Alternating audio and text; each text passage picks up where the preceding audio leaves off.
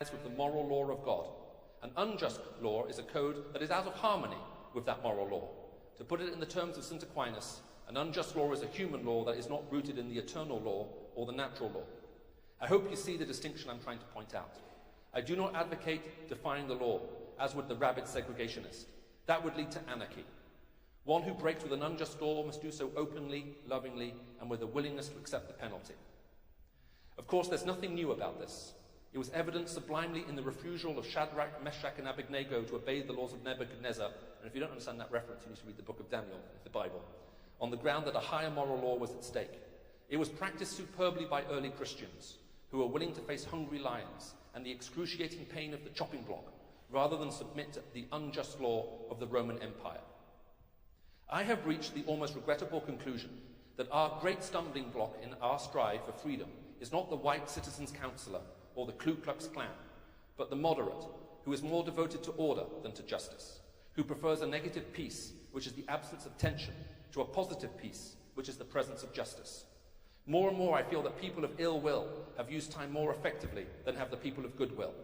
We will have to repent in this generation, not merely for the hateful words and actions of bad people, but for the appalling silence of good people. Human progress never rolls on inevitably. It comes through the tireless efforts of men willing to be co-workers with God. You speak of our activity in Birmingham as extreme. I was disappointed that fellow clergymen would see me as being an extremist. I began thinking about the fact that I stand in the middle of two opposing forces in our community. One is a force of complacency, made up of people who, as a result of long years of oppression, are drained of self-respect. The other force is one of bitterness and hatred, and it comes perilously close to advocating violence. It's expressed in the black nationalist groups that are springing up across the nation, the best being Elijah Muhammad's Muslim movement. Nourished by our frustration over the continued existence of racial discrimination, this movement is made up of people who've lost faith in America, who have absolutely repudiated Christianity, and who have concluded that the white man is an incorrigible devil. I have tried to stand between these forces, saying we need to emulate neither, for there is a more excellent way of love, and I am grateful to God that through the influence of the Church, the way of non-violence has become an integral part of our struggle. Let me take note of my major disappointment, though. Despite these notable exceptions, I must honestly reiterate that I've been disappointed with the Church. I do not say this as one of those critics who can always find something wrong with the Church. I am a minister of the gospel. I love the Church. I was nurtured in its bosom. I have been sustained by its spiritual blessings, and I will remain true to it as long as the cord of life shall lengthen.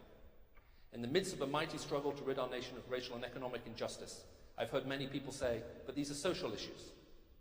I've traveled the length and breadth of America, and all the other southern states, of Alabama, Mississippi, and all the other southern states.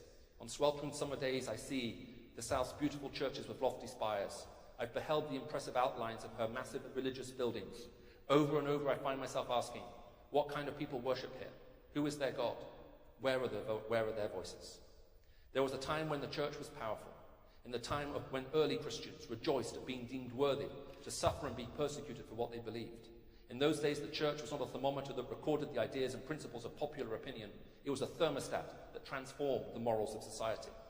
Whenever the early church Christians entered a town, the people in power became disturbed and sought to convict Christians for being disturbers of the peace and outside agitators. But the Christians pressed on in the conviction that they were a colony of heaven, called to obey God rather than man.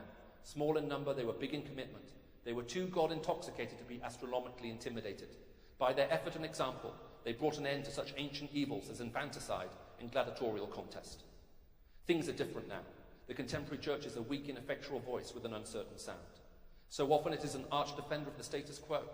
Far from being disturbed by the presence of the church, the power structure of the average community is consoled by its silent presence. But the judgment of God is on the church as never before. If today's church does not recapture the sacrificial spirit of the early church, it will lose its authenticity, forfeit the loyalty of millions, be dismissed as an irrelevant social club with no meaning. And every day I meet young people whose disappointment with the church has turned into outright disgust. I hope the church as a whole will meet this decisive challenge of the hour. I hope this letter finds you strong in the faith. I hope that the circumstances will soon make it possible for me to meet you, not as an integrationist or civil rights leader, but as a fellow clergyman and Christian brother.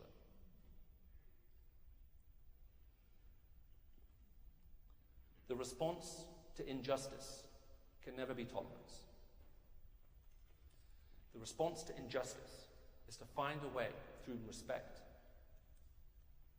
to engage persuade, if need be to protest, be willing to do so lovingly as he said, and to see change come about. We desperately need a society that understands what respect is, or is willing to take tolerance back to its original positive definition of being willing to defend the right of those to disagree with you, laying down your own life if need be to defend them. Now, we're going to move into a time of Q&A. Before I do so, I'd like to, if I could, just issue two challenges. One, to the church.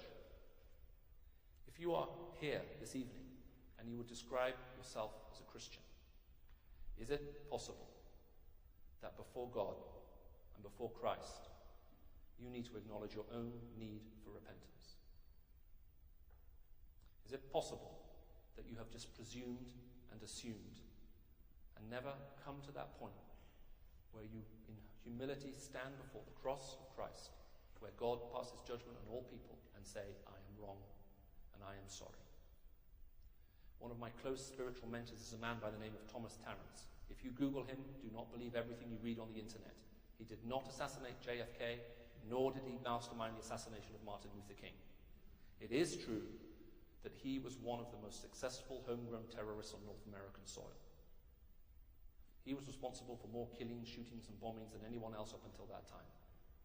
Edgar Hoover set a plan in motion to have him assassinated because his role in leading the White Knights of the Ku Klux Klan had eventually become so big he had to do something about it. The operation failed, and instead of killing him, they captured him. He went on trial. He was sent to a maximum security prison in Alabama. After 6 months there, he decided he didn't like the accommodation the American government had given him, so he left with a few help of his friends. He didn't realize the CIA had infiltrated his organization, so when he rejoined them, he was recaptured and put in solitary confinement. While he was in that prison cell, having read through all of the Nazi literature he could get his hands on, he finally asked for a Bible. He was a Southern Baptist after all, and he thought maybe he should take time to read it. He got as far as reading the Gospel of Matthew. What does it profit a man to gain the world and lose his soul? And for the first time in his life realized that he was a sinner. And in that prison cell, bent his knee, repented of his sin, and gave his life to Jesus Christ. He moved from having the name of Christ to actually knowing the person of Christ in his life. Is it possible as you sit here, even if you would self-confess as a Christian, that you've yet to come to that point where you've given yourself to him? What is the fruit in your life? Is it love, joy, peace, patience, kindness, and so on, or is it something else? For those of you who are on the outside of this looking in and want to raise the questions to which we're now happy to take, as I say, please do not let any form of counterfeit Christian faith put you off the genuine article. There are many things that have been done in the name of the Christian faith which are simply not Christian. And it's important for those in Christian leadership to recognize them, call them out for what they are. But it's also important you understand too that there is a God who I believe loves every single one of us, in whose image we were created, equal. And we are all equally in the need of his forgiveness. And he is determined in his effort to offer it to all of us. And it's the most life-transforming and amazing thing you could possibly come to know. Well, you've listened very, very well and very kindly. Thank you for giving me a hearing.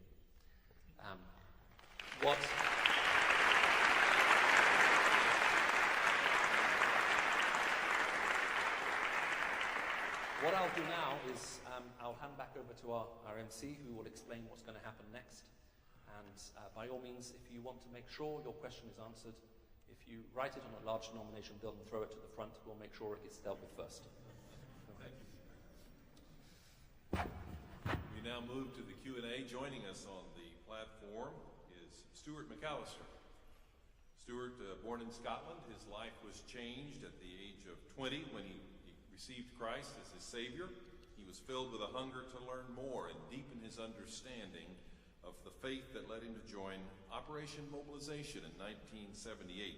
He worked with the organization for 20 years in Vienna, Austria, and his service took him to Yugoslavia, where he was imprisoned for 40 days for distributing Christian literature.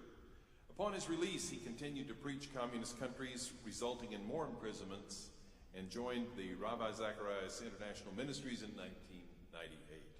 He currently serves as the regional director for the Americans of RZIM. The question time is limited, but is open. The mics are open. We'd like to ask you to formulate a question. If you have an objection to what you've heard tonight, formulate it as a question. Please come to the microphones. We'll ask you to be brief. We want your questions to be related to tonight's topic. We want only one question per person.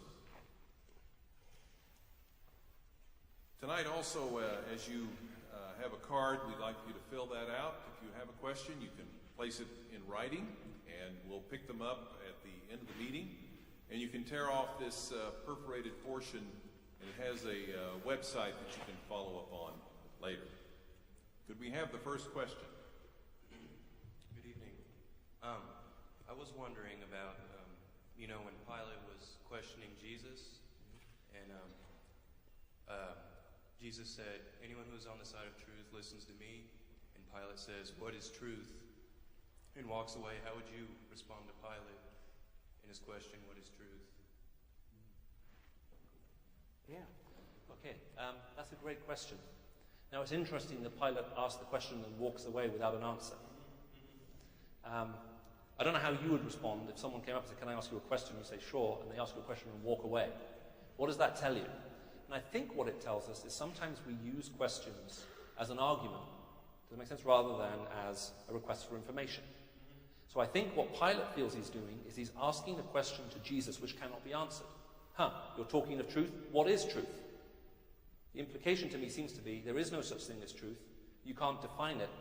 You can't rescue it. There's no point hanging around to listen to an answer that you can't give. So I think he may well feel he's made his point.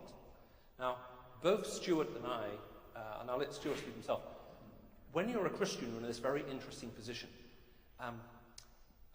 When what was called relativism became very popular, there was no such thing as truth, everything is relative, you can just believe whatever you want to, we would spend a lot of our time defending the idea of truth. There is such a thing as truth, it matters, it's really important, reality doesn't adjust according to what you believe. Okay? So your belief must be in accordance with reality. Then, the next day, you'll be speaking to another audience who would feel that actually truth is really important, it's absolutely there, and Christians don't know what it is. So now you would then be defending the idea that actually, yes, we agree with you that truth is important, and here's why it's central. So I think my question back to Pilate, if I could have asked him a question, if he hadn't walked away, or if I ran after him, but it's always difficult to run after someone and give them an answer to a question that they didn't really want. So, but assuming that were possible, I think what I would ask him is, the cynicism you feel about the nature of truth, do you feel that that is real or not? If it's real, if what you're saying, what is truth, there's no such thing, is that what you really believe yourself to be true? Because if it is, then you actually believe in some form of truth while seeming to question that no one else has access to it. If, however, your question, Pilate, is, do you think this is very confusing and difficult, then I agree with you. But why don't we just sit down and see if we can figure out an answer?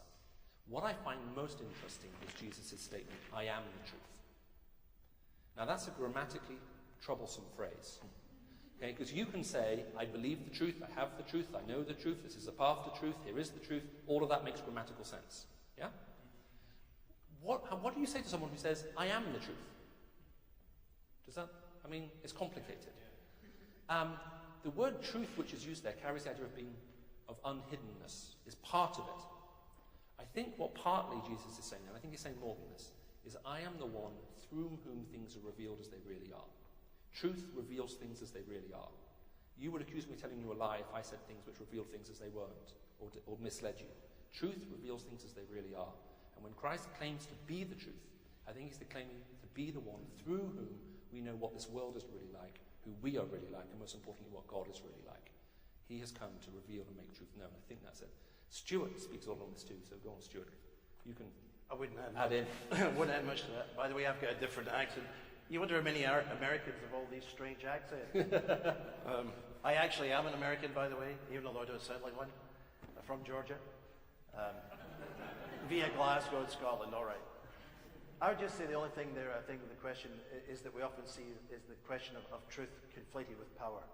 And oftentimes in political, and I think in our world today, truth has become for many people a weapon. So the question is, whose truth? And the danger we face, I think, in our conversations, like the question, is Christianity tolerant? If Christianity is seen to be in a place of power, and we mean by truth, we want to take truth and impose it upon you by social legislation, by law, and by power, by threat, by violence, or whatever. That's what people think. So therefore, how do they react? The only way for us to present that to happen is for us to get the power. But then everybody's afraid that what they mean by truth, any version of truth, is purely power. And there is a sense in which that's partly true. Truth is a power. But we have to submit all of us to something objectively greater than, beyond us, and surrender to truth so that we're all accountable to truth, something that judges us. So I'm willing to be questioned myself, but Michael raised that, the truthfulness of my beliefs, my propositions. Am I living according to them? Am I judged by them? And do I grant to others the same rights and the same freedoms?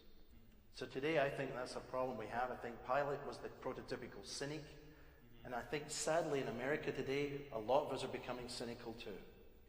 And what we must recapture is the common good, objective truth, and the desire to fight together for a common benefit for the country, for one another, and for a better life. So that's... Thank you. Thank you. Thank you.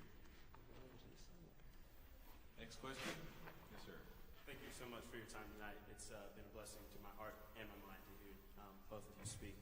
I don't know how exactly to phrase my question, but maybe I can get some advice.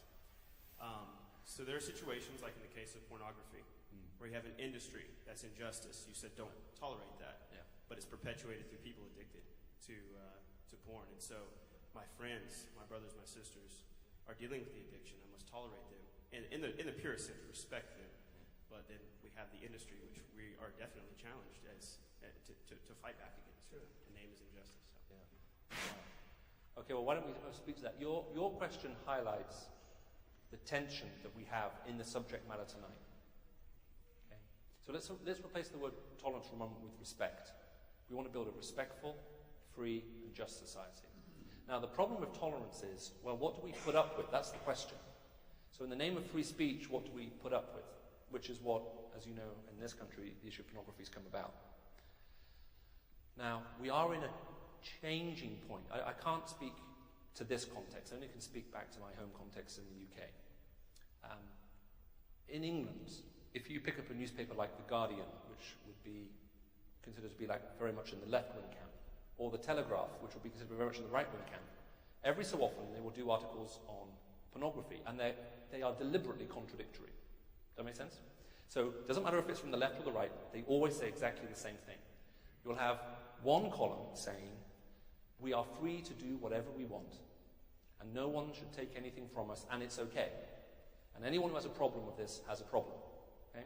Both from the left and the right. And then you will always have, either on the same page or on the next page, another article which says, modern studies show that pornography is very addictive. As a matter of fact, the MRI studies that have been done, you inject a chemical into the brain, the craving that someone has who is struggling with an addiction to pornography, the intensity of that craving is greater than the crack heroin addict experiences at the point of his greatest craving, or her greatest craving. Now that's incredible. Now, it's all to do with this drug dopamine that's released in the brain, but the craving that we have to drive the activity is massive. So if someone wants to stop that pattern of behavior, or feels they've become enslaved to it, the chance of them stopping on their own and just saying, okay, I just won't do that anymore, is just as likely as a heroin addict saying, yeah, okay, I think I'll quit tomorrow, i.e. not very likely. Which then raises the question, well, should any system of protection be put in place? And given the fact that most of the 18-rated or R-rated thing is ignored on the internet because it's so easily bypassed, do we have a problem with in the lives of our children? And so you see this two contradictory opinions. Does that make sense? And it's nothing to do with left or right or anything like that. You'll see it on both sides of the debate, normally back to back. So the question is, how do we think about it? So I'll explain how I think about it and see if it's helpful, and then maybe suggest a way forward. For me, I remember speaking in Memphis 4-5 years ago, and while I was there, someone said you should go to the American Civil Rights Museum, which is in Memphis. And so I followed the sat-nav, and as you know, when you follow a sat-nav, you notice you're not where you're going. Wherever it says you turn left, turn right, and even if it's directing you into a river, you still think somehow it knows. Anyway, so I'm just following the sat-nav like a good, obedient person. And I park in this parking lot, and I start walking in the direction of the sign. And I can see this motel on my right, and I'm thinking, I recognize that building, but I've never been here before. And I'm sitting there thinking, why on earth would I recognize this rather cheap-looking motel? And then I suddenly realize why I recognize it, right? Okay, it's obviously the motel. Now, the thing that hit me hardest walking around the exhibit was there a picture of a group of men coming out on strike, and they were wearing these big square signs, and on those square signs were written 4 words: I am a man. That's what was written on it. So here's a group of people going out on strike, not for more pay, but to be recognized as a human being. From a Christian point of view, actually from a Judeo-Christian point of view, what sin does is it dehumanizes us. It reduces us from being persons to being objects. Now there's a difference between the relationship between you and a person and you and an object. An object you consume for your own pleasure. A person you connect with. Which is why the worst thing one human being can say about another is, they used me. So just imagine you're talking to someone and saying, hey, how's it going at work? And you say, you know what, my boss is using me. You would say, that's terrible. Or let's suppose you have 2 people in a relationship. You say, how's it going? And say, you know what, I realized all of these years they've been using me. Well, that's terrible. Because we use objects. And we should love people. So when we use people, we instinctively feel there's something wrong about that. You shouldn't be treated as an object. Pornography reduces people to be objects which we consume for our pleasure. Now, the interesting thing is that in the 70s, the feminist movement and Billy Graham could join hands and walk down the streets of DC and New York protesting against pornography on this very basis, because part of the cry of the feminist movement was, I am a person, not an object. Treat me as a person. Now, if you want to read a brilliant book on this, I think the best book I've read on this is written by a New York lady. Oh no, you have to forgive the jet lag's kicking in. Ariel Levy, and it's called Levy, and it's called. Oh, come on, someone Google it and then shout it out, and then I'll repeat it. Ariel Levy, Levy, and what she says is this, in effect, I'm paraphrasing.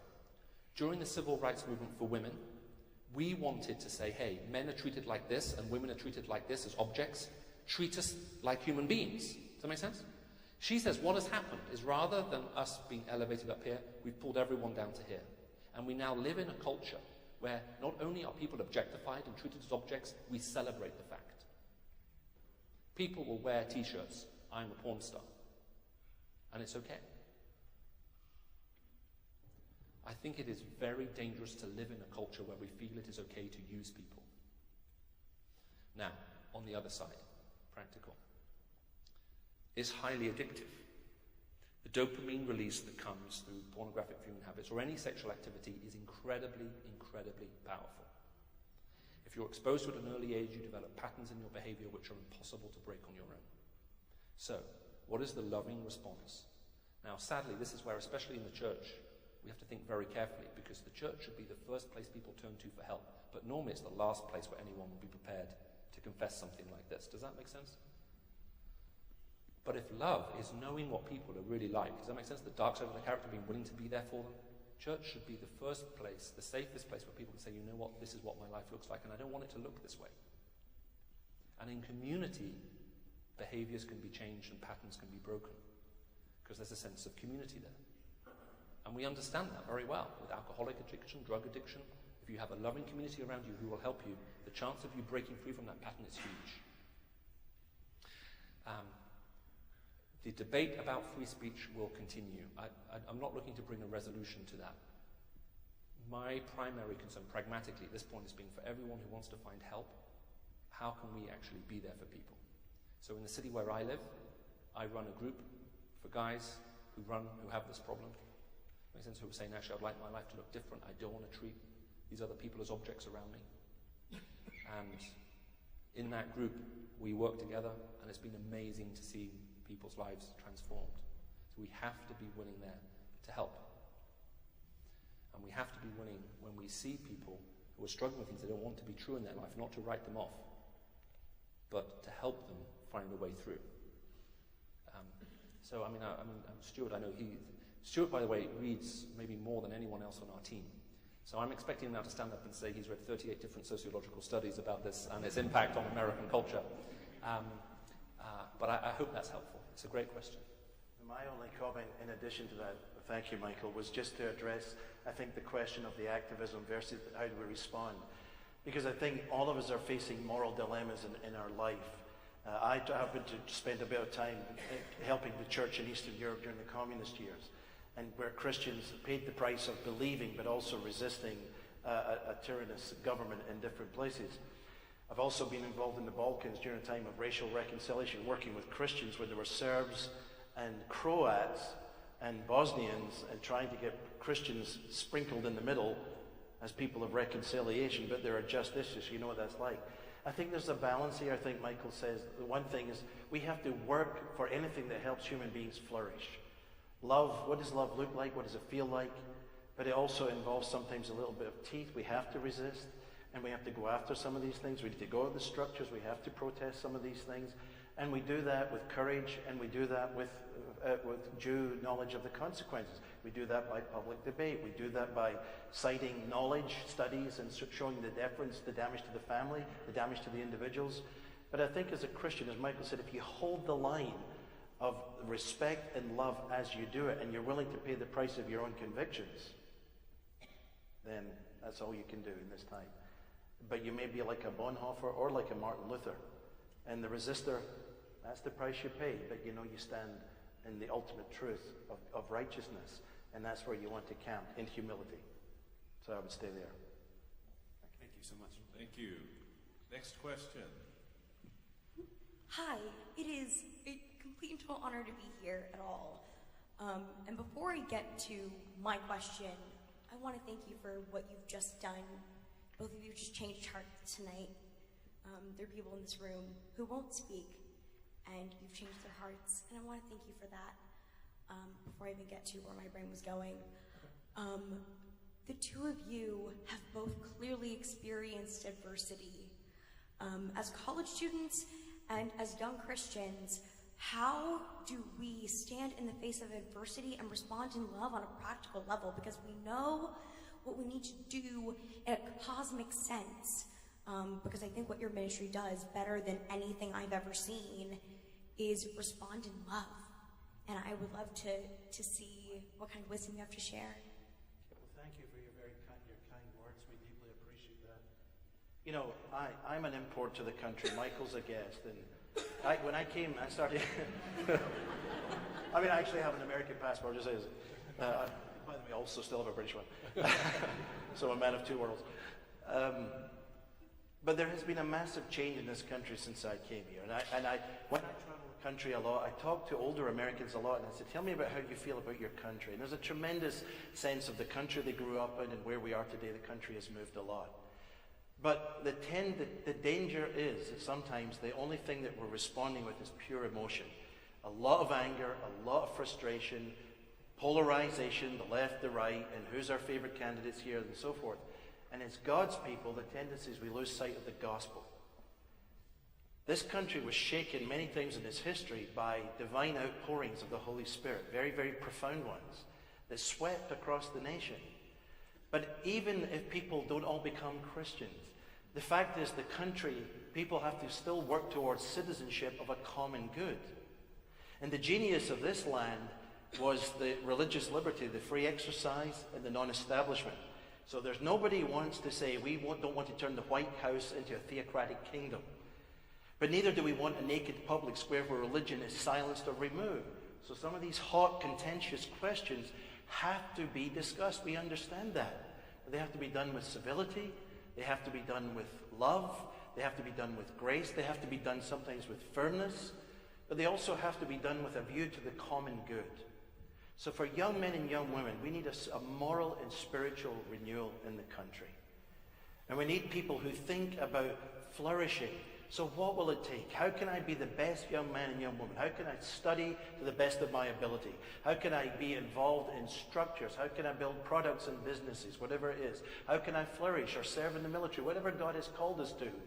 But build grace and dignity and work to build communities where we can agree to disagree with respect and where there is freedom for the gospel or not. A person has a right to be an atheist. They have a right to say, I don't believe that. God gives us that right. The Christian faith that we worship, God allows us. Whosoever will may come and whosoever won't may not. There's no coercion. But there is persuasion. And so we ask for the right, equal right, before the law, before the citizenship, to persuade. So as young men and young women, I say, prepare yourself.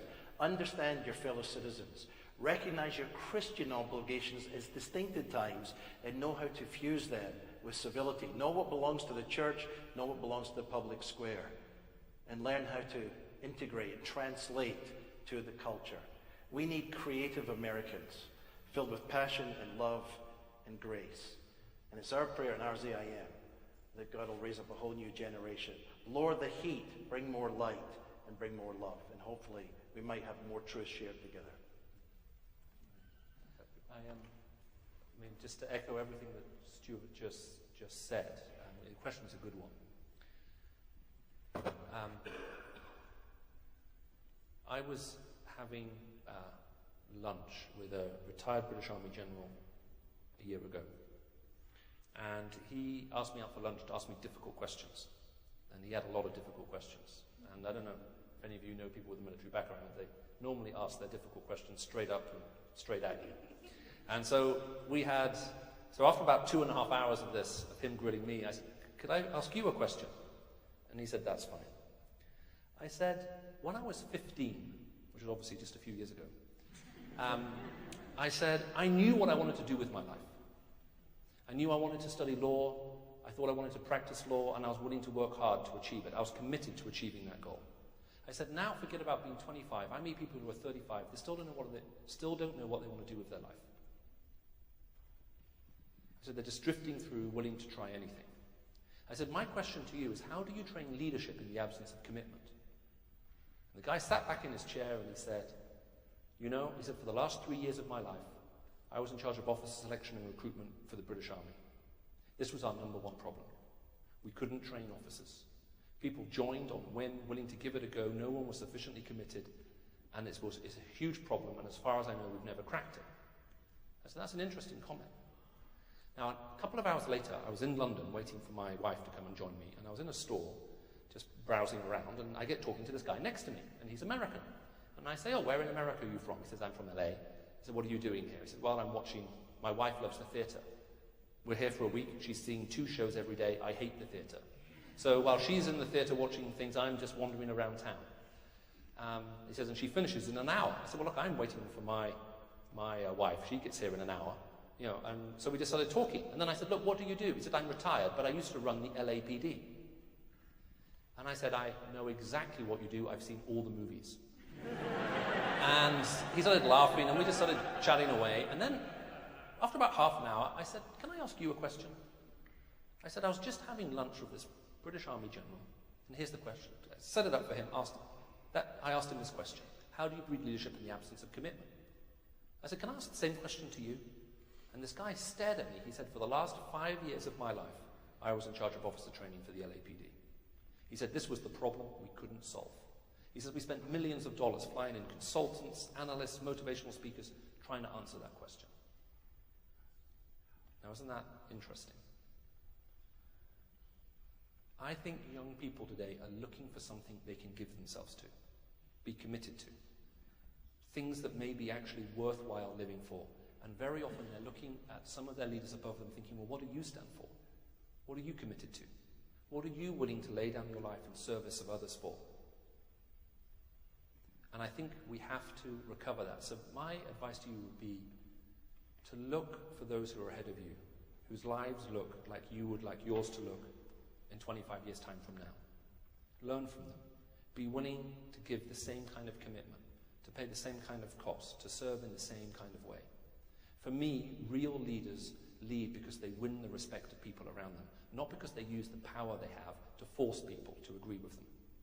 And we're in desperate need, I think, to raise up a generation of leaders, does that make sense, who command the respect of people around them, because it's easier to be unifying when that's the case. Otherwise, the only thing that unites us is the exercise of power, as Stuart was talking about earlier. And that is always going to be divisive. Which is why I say, for me, this idea of respect is so fundamental. So it's a very good question. Thank you for your very kind words. We appreciate it. Thank you. Next question. Good evening. The average member of the Ku Klux Klan would have identified as a Protestant Christian. Yeah. There was a large Christian university in South Carolina that banned interracial dating until the year 2000. And as you mentioned, Dr. King addressed his letter to a large group of apathetic clergymen. Yeah. So my question is, if the gospel is transformative, how could Dr. King even raise the possibility that it might be nothing more than an irrelevant social club? Right, okay. Well, I think what he's doing in that letter is he is saying, if you lose Christ at the center of the gospel, and you lose your commitment to Christ and your willingness to lay down your life, then you've lost it. So when he says the church is in danger of becoming an irrelevance, it is losing the respect of people, and millions will turn away in disgust. And come on, when did he write that letter? Someone can give me the year here. You're an educated audience. I'm a visitor in your country. This is your history. Anyone remember the year? 64? Thank you. Have a cookie. Who said that? Well done. 1964. Think about how a lot of people feel about the church today. Is that true? I think it's true for a lot of people. I think a lot of people think of it as some kind of social club. So I think this is why the gospel needs to be preached in the church as well as outside of it. What are we here for? What does the church exist for? I don't very often quote archbishops. Someone wants to find an archbishop as someone who's reached an ecclesiastical position in the church higher than the position that Christ himself ever achieved. And, I don't know if that's right or wrong, but the current Archbishop of the Anglican Communion, Justin Welby, gave a speech to the British press about 3-4 weeks ago. Makes fascinating reason. His opening words were these: the church exists only for 2 reasons. Number 1, to worship God as revealed in the person of Jesus Christ. And number 2, to proclaim the gospel of reconciliation through Jesus Christ. Now, I think he's right. When the church stops doing that, you get in danger of having a Christian faith without Christ. And if you take Christ out of Christian, you're only left with the letters I-A-N, and Ian cannot help you. So there is this constant battle even within the life of the church, in a sense, to keep Christ central. And sadly, in the history of the church, there have been many times when Jesus Christ has been anything but central to its life and existence, sadly. Which is why the gospel has to be proclaimed within the church. I had a fascinating, I won't tell you the whole story, but I was speaking at a university called Texas A&M, and a group of atheists flew in, so that I gave a talk for an hour, and then the next hour was Q&A. And what we did is we took one question from the general audience, and then one question from these 3 people, and then another one from the general audience, and back like that for an hour. And then they said, look, when this is finished, can we go out? We'd like to talk to you. I said, that's fine. We can go out for a meal or a drink and talk. Now, when we finished, I came down to the front, and I started talking to people. And I didn't finish talking to people until midnight. And these 3 people are still there. And I went over to them, and I apologized, and I said, guys, look, I'm so sorry. I had no idea it would take so long. It's now midnight. I guess you want me to go to bed. And they said, actually, if it's okay with you, can we talk?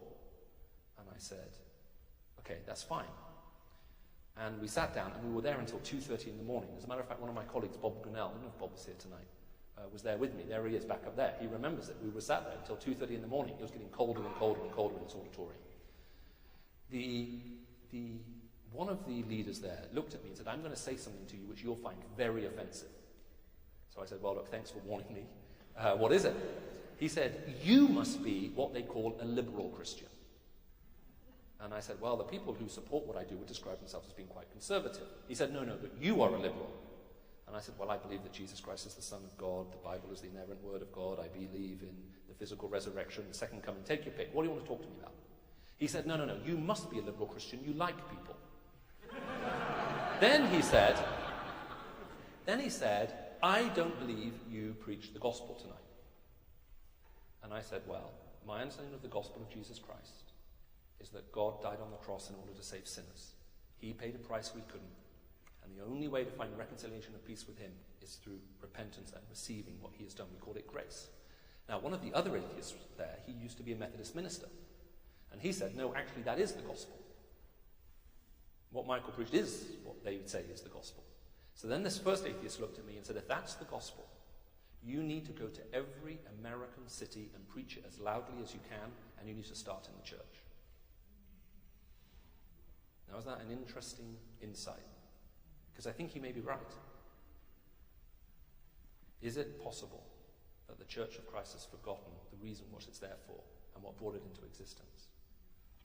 And so I think that's what Martin Luther King's trying to pick up on. I think he's trying to say, well, where is this God you talk about? What does it look like? Why are you there? To meet each other? Are you in church because it's good for business? Or are you there because you want to connect with God? And I think that's a question I need to be asked that. I like attending a church which challenges me. Does that make sense? I like attending a church where when I listen to the guy finish speaking at the front, I sit there thinking, wow, what do I need to sort out in my life? Where am I still wrong? Where do I need to change? Where do I need to respond to this? Does that make sense? It helps keep me from drifting into a comfortable justifying myself just because it feels good. It's a great question. I don't know.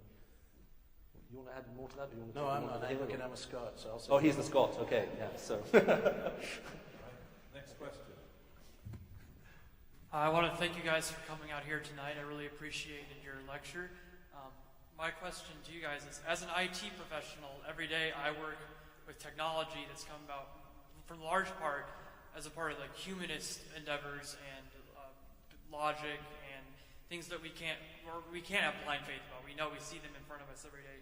So what relevance does Christianity have to that sort of daily lifestyle where we work with things that have come about from humanism, and how do we reconcile those two things? Yeah. Well, thank you for your question, and I think we also have to go back to thinking a little bit about humanism, because remember that humanism grew out of the Christian reflection. You had Christian scholarship reflecting, going back to the Greeks, going back to Aristotle, going back to Ad Fontes, looking at the sources again, and finding in that some material that was letting them see the world in a wider rubric. And over time, the conversation, of course, unfolded. We go from the Renaissance through the Reformation into the Enlightenment and then into the secularism. And then a type of humanism is born where it's kind of devoid.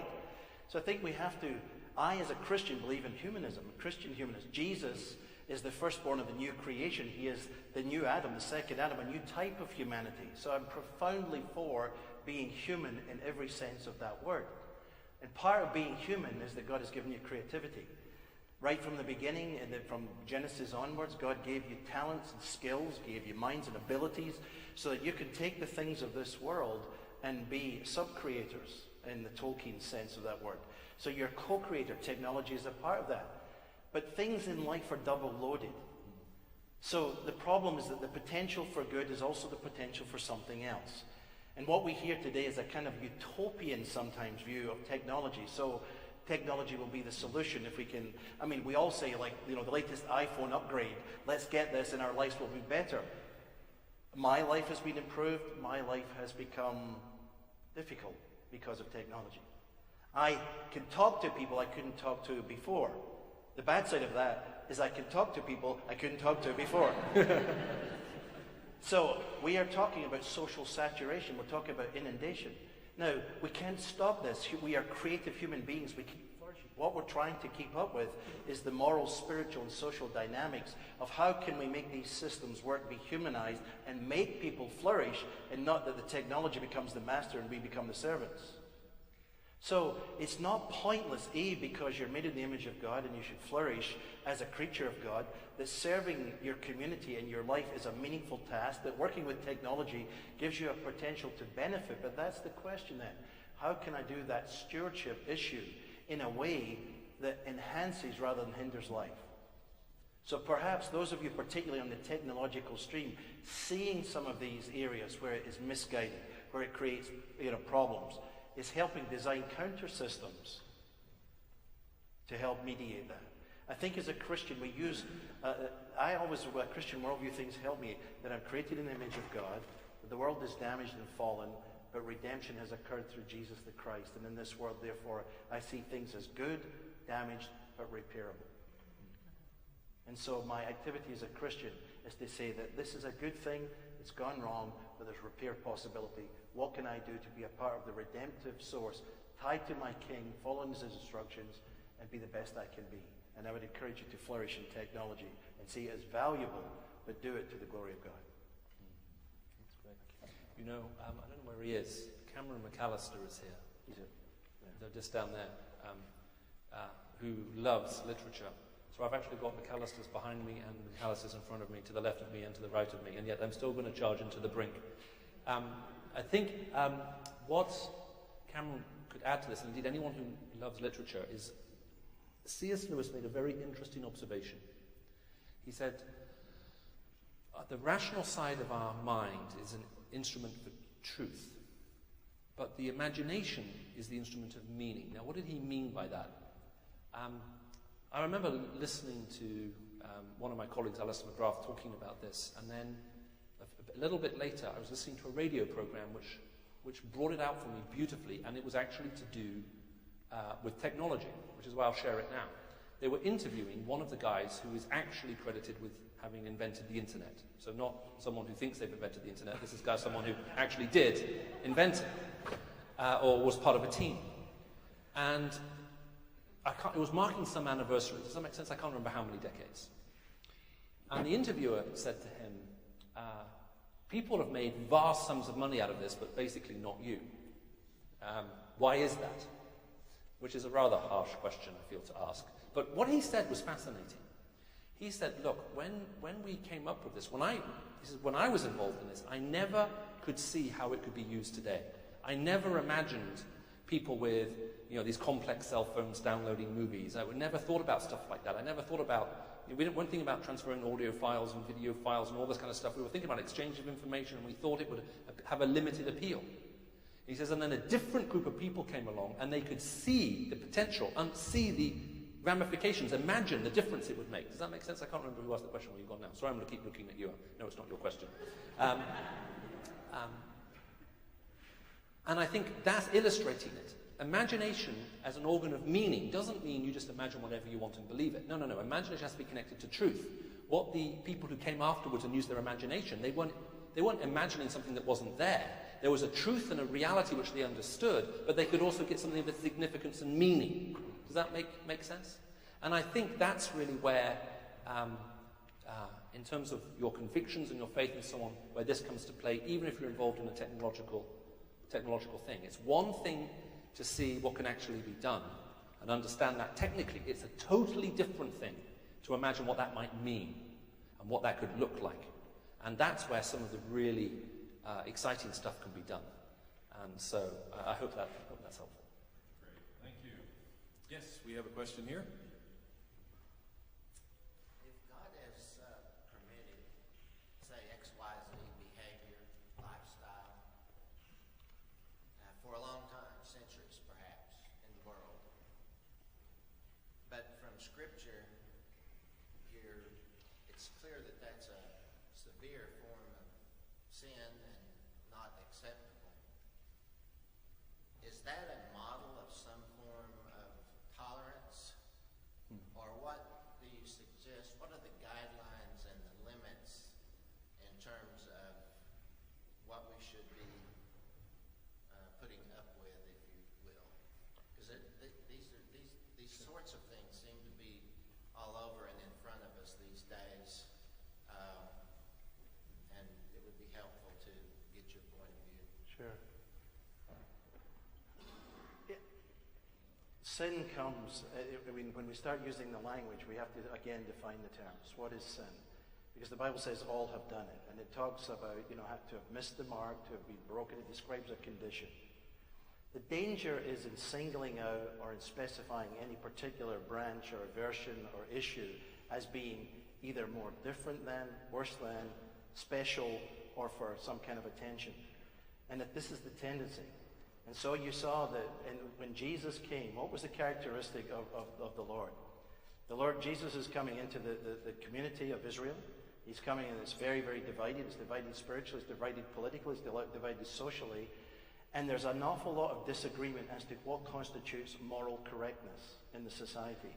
Jesus preaches the kingdom of God, the government of God, and the forgiveness, and calls them.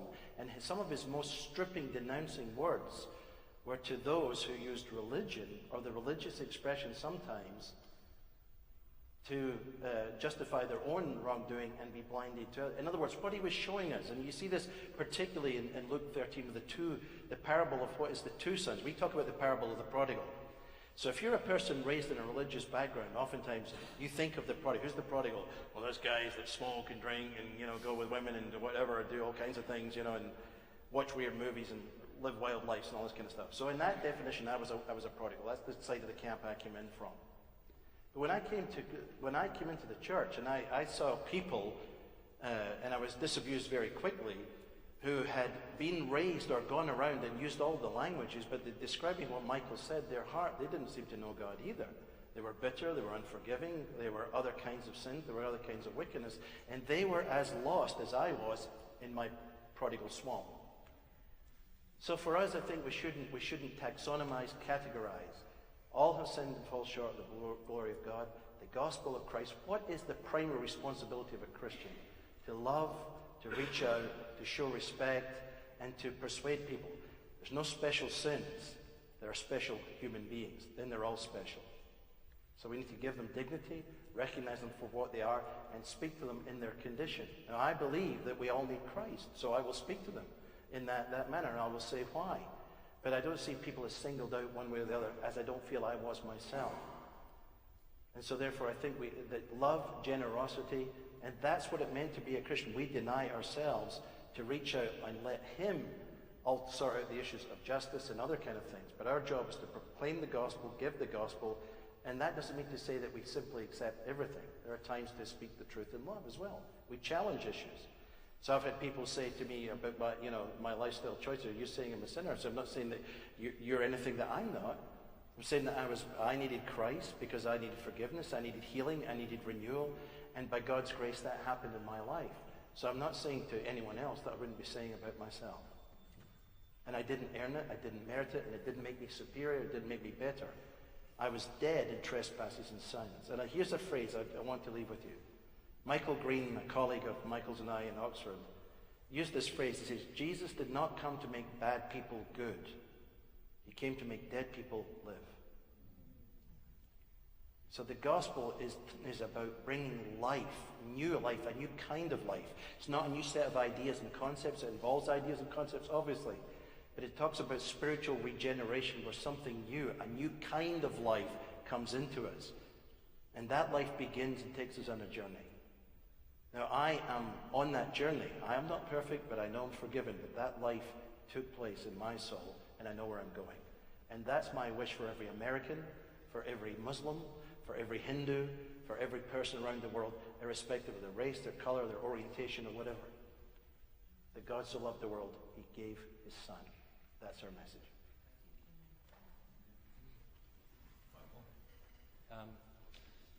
Okay, well, I can see extra questions coming up here, and we're going to run out of time. Let me just add one other thing, because it might, I think it goes to your question too. We sometimes set truth and love against each other as well. So we often ask the question, shall I be loving or shall I be truthful? And we feel caught between the two. And we're thinking, which is the best way forward from here? Make sense? Truth or love? I have to say, I always feel nervous when someone comes to me and says, Michael, I need to tell you the following truth in love. My experience leads me to believe that A, it's not normally loving, and B, it's not normally even truthful. If they were speaking the truth in love, I would know it. Does that make sense? They wouldn't need to tell me, hey, I'm being kind and loving now. Okay, so let me just say this to you. It would be obvious that they were kind and loving by the way they were talking to me. So I think what the understanding here is what does it mean to respond with compassion to people? What does it mean to be loving and truthful? Now, I love the word compassion. It comes from the ecclesiastical Latin that was written to govern the life of the church, which I'm sure all of you are very happy to know, and that will be the single life-changing fact that you'll take away from this evening. It's a compound word. It means to make a judgment about something and be moved in your being to do something about it. So you have compassion in the face of poverty. When you make a moral judgment, that is wrong. And then you're moved in your being to do something about it. If you're not moved in your being to do anything about it, you don't have compassion, you have moralizing. You have compassion in the face of racism when you make an absolute moral judgment. That is wrong. And then you are moved in the depth of your being to do something about it. With passio, with passion. If you're not moved in your being to do anything about it, you don't have compassion, you have moralizing. So I think the challenge has been, at times we've forgotten that these two things have to come together. One of the reasons why I wonder if we live in an increasingly compassionless world is people are unwilling to make any form of moral judgment about anything anymore. So we won't say anything is wrong. And we also can't be bothered to do very much about it unless we happen to like it ourselves. True compassion is having the wisdom and the truth to know that which is wrong, and then allowing it to move you to do something about it, to be compassionate. And again, it comes straight out of the gospel. God is described as a gracious and compassionate God. God makes a moral judgment on every human heart. What I see is wrong. And he's moved in the depth of his being to do something about it, and that is the cross. So that then also becomes our model too. And when we forget what it is like to have compassion, we're either in danger of moralizing, which will just alienate, or we're in danger of effectively doing nothing, saying, "Oh, it doesn't matter, do whatever you want," which actually isn't particularly loving either. We need to rescue forms of compassion in our contemporary society, I think. Thank you. All right, we have time for just one or two more. Good evening, gentlemen. My question kind of requires some context. Are you gentlemen familiar with the situation in the state of Indiana and the new law that has been, I thought you might not be familiar with this. So recently there has been a law that's been passed that any store owner can refuse service to somebody who, for example, I believe there was a case in Oregon that a homosexual wedding asked for a wedding cake and they refused service to them because they thought it was against their beliefs. And so Indiana adopted a law in that for that purpose. And right now there is a lot of media going, putting this under fire, and from Tim Cook, the CEO of Apple, on Twitter, to the NCAA, the collegiate sports, is considering banning ever having events there because of that law. But basically, what I'm trying to ask is, how do we as Christians be salt of the earth and not participate in blatant disobedience of what God's law calls us to follow, but also not turn away people who identify themselves as homosexual or stuff like that from the love of the gospel and what it brings to them? Wow. Okay, well, I can't say very much about this because, as you know, I don't live here. From a British perspective, American legal policy started going astray in 1776 with the Boston Tea Party, and it's been slowly getting worse ever since. I think, I can't answer this specifically. Let me try to answer generally. The Christian church was born into a world which was radically either or indeed anti-Christian. You could die for being a Christian. You could be killed for being a Christian. Now, 300 years later, over 300 years later, Christianity was made the state religion of that Roman Empire. Why? Well, these Christians lay down their service for other people. They adopted orphans. They set up small schools. They taught people to read. They cared for everyone, regardless of who they were, regardless of their background, their creed, their religion, their conviction, their sexual practice, anything. And after generations in and out, eventually the question began to be raised, why are we persecuting these people? Why are we killing them? What's the problem? To come back to that letter that I quoted from Martin Luther King, I think that's partly what he's saying there. Where is this willingness, this commitment to give to other people? If the gospel of Jesus Christ says that while we were still his enemies, he laid down his life for us, what pattern does that set for us? Does that make sense? If God says, look, you hated me and you had no interest in me. So the message of the gospel isn't, hey, I'm a loving God and if you love me, I'll love you back. This is love, not that we loved him, but that he loved us and gave himself for us. Does that make sense? When we had no interest in him, even when we hated him, he loved us and came after us. So let's try to make that our pattern. Does that make sense? I think we have to be willing to do that. And I think we can do that in ways which therefore isn't involved in any form of compromise, as far as I understand it or see it. Does that make sense? Because we should be there and willing to serve all. The way I became a Christian, having been raised in the Middle East, and obviously in Saudi Arabia, when I was a child, you don't hear about the gospel. If you organise a meeting like this in Riyadh, you'd have your... Anyway, it'd be complicated legally.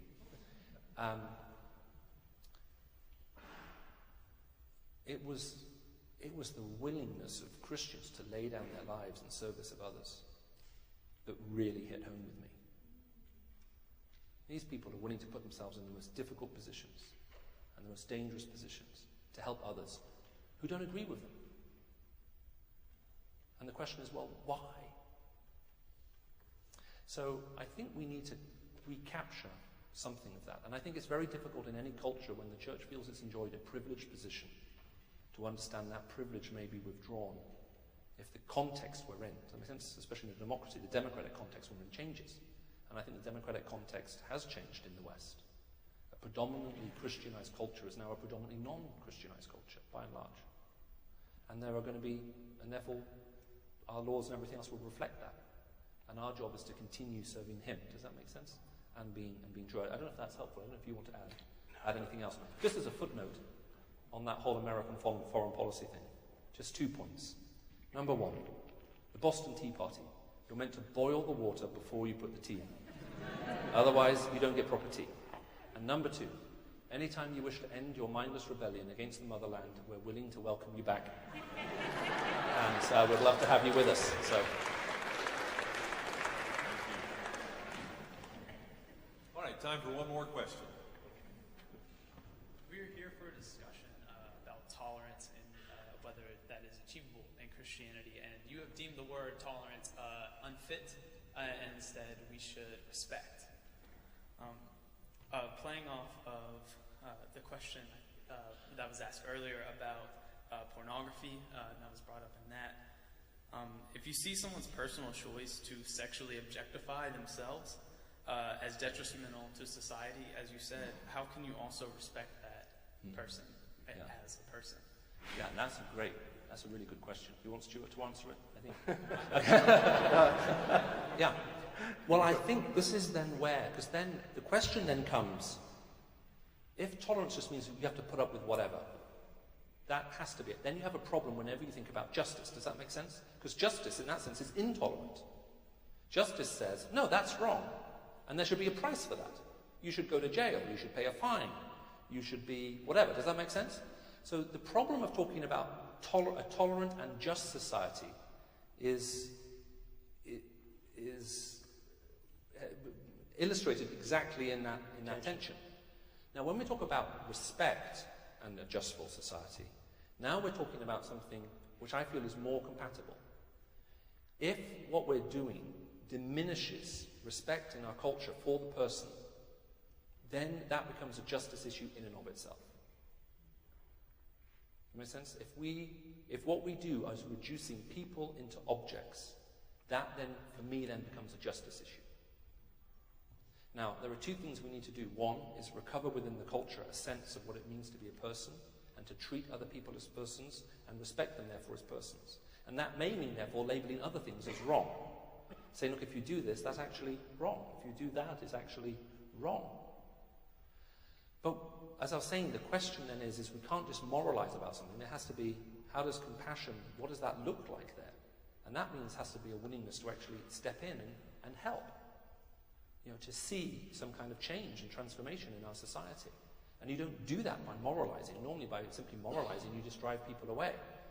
A demonstration of compassion is, well, how do we step in and rescue and turn this situation back around? So I would love, it's not just because I have 2 daughters, I also have a son. I would love to see a society in which when men look at my daughters, my eldest daughter is 16. She is 5 inches shorter than me and she has longer legs than me. So I'm now rethinking through that whole gun control issue, because in Europe we don't have that at all. And I'm now suddenly feeling the need for protection for my family. I am hoping that whoever takes her in a loving relationship will respect her as a person. Does that make sense? They will see the person who is inside, this wonderful, delightful person, not an object to adorn their life. And I don't want her treated as an object or viewed that way. I want people to see her as a person. So I think for me where the tension comes is therefore, in terms of our legal system, what we may be saying is, look, if what you are doing is therefore dehumanizing some people and reducing them to objects, maybe we should have a problem with that. I think generally speaking, we do have a problem with that. I'll just leave you with one thought. And then do you want to add in something more to this? Or I don't know how we're doing for time. I know we need to wrap up.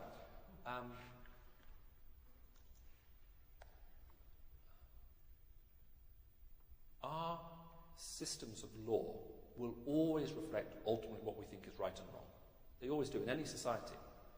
The laws which are enacted reflect what we believe is right and wrong. Make sense? And we will campaign for laws to be changed if we think the law doesn't reflect what should be right and should be wrong. So we always bring our moral convictions to bear on our legal system and on our culture. Hey, our culture is doing that, that is wrong. So we allow our moral convictions to even judge our culture. If the culture says it's okay, but morality says it's wrong, it's still wrong. Does that make sense? And all social change is being driven by that. A sense of, no, there's a moral thing that requires one thing, and the culture has to change. And so what that then means in terms of law is we then think, okay, well, what should the laws look like? What should we permit? What do we allow? And that's then when the things get really, really tense. G.K. Chesterton, the writer, he said, when you listen to politicians speak, they'll often use rhetoric that goes like this. Our country is sick, our nation is sick, and we need to make it better. He said, that's a very dangerous rhetorical line, because there's a big difference, he said, between political science and medical science. In medical science, if you go to the hospital and you're sick, the doctors may well end up fighting about the nature of your illness. Why are you ill? But they all agree on what a healthy body looks like, right? So the doctors, by necessity, may send you home with one leg less. They won't, in a creative rapture, send you home with one leg extra. Okay, so the doctors agree that's what a healthy body looks like, but what they're not sure is why you might be ill. Politicians seem very happy to say, hey, you're sick, and all agree about it. What they can't agree on is what a healthy body, what a healthy society looks like. And what for one group is a solution to the problem, to another group is worse than the problem it's seeking to solve. So what Chesterton said, it is over the nature of the good that we tear our eyes out politically. And the reason we're destroying each other